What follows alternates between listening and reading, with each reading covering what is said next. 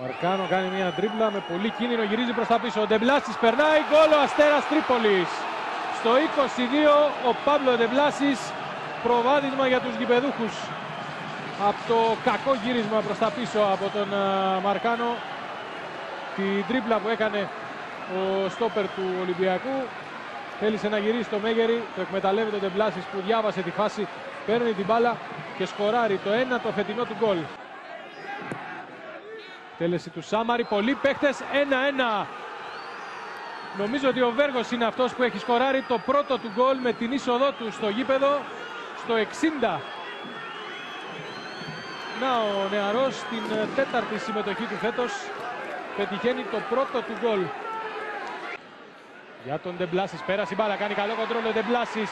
Θα πλασάρει και από κοντά γκολ αυτή τη φορά. Το πετυχαίνει ο Καράσκο και ο χορός τους αρχίζει. Το έχουν κάνει σε πολλά παιχνίδια, το κάνουν και σήμερα.